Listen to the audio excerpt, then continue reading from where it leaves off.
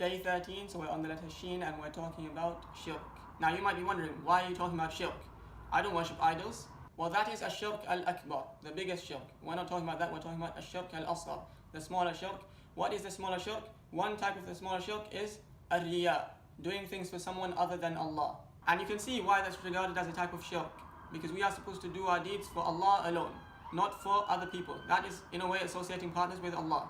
And some of you might have heard of the hadith where the Prophet ﷺ talked about those three who will be brought on the Day of Judgment. One of them will be a knowledgeable person, and he will be asked, why did you do this?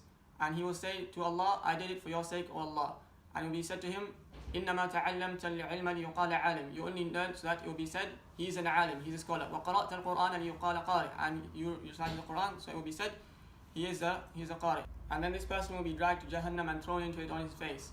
And then there will be two others as well. The one who fought in the path of Allah and he died as well. It will be said to him, why did you do this? He will say, I did it for your sake, O Allah. And it will be said to him, no, you only did this so it will be said of you, he's a martyr. And then the person who gave a lot of money in charity, he will be asked, why did you do this? And he says, I did it for you, O Allah. And it will be said, no, you only did it so that it will be said, he is very generous, he gives a lot of charity. And all of these people will be thrown into hellfire. We know in the Quran as well, Allah subhanahu wa ta'ala says, فَوَيْلٌ لِلْمُصَلِّينَ. Curses be on the ones who pray. Why? الَّذِينَ هُمْ عَنْ صَلَاتِهِمْ سَاهُونَ الَّذِينَ هُمْ يُرَاءُونَ. They pray to show off.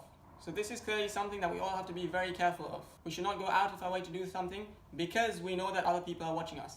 There's another point here we should also note, which is that abstaining from sin also gets reward. We also get rewarded for leaving bad deeds.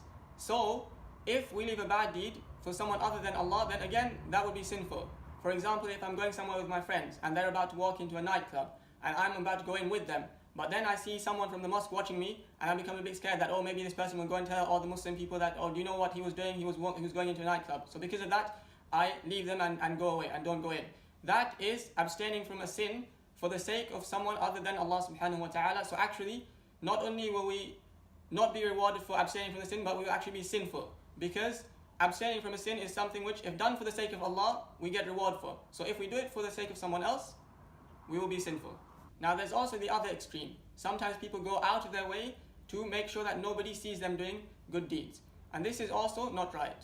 There's a famous clip on YouTube by one of the Saudi sheikhs where he talks about a mosque in one of the Western countries, and it belonged to a Jewish person. The Muslim community were renting it from him, but he was raising the rent week by week, month by month.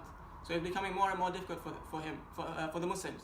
So the Imam spoke to all the Muslims and he said, this is the situation, what should we do? We're struggling to pay the rent. We can't pay the rent for this place. One young man who had a food stall outside the mosque, he stood up and he said, why don't we try and buy the mosque? And here is everything, all the money that I have earned over the whole year. Take it and use it to open an account to collect funds to buy the mosque. And the people were all saying to him, are you crazy? Like, we can't even pay the rent for this place. We're struggling to pay the rent and you want to buy it. He said, no, this is what I thought of. So the Imam took his money and used it to open an account, and day by day, week by week, people came and gave small amounts, big amounts, until eventually the Imam gathered a large sum of money, which the owner of the place was satisfied with, and the Muslims actually bought the place, and this mosque, it became their own property. They no longer had to rent it. This person who stood up in front of everyone and offered his whole year's savings, many people would have thought, oh, he's doing it to show off. Why is he doing this? He's just showing off to everyone.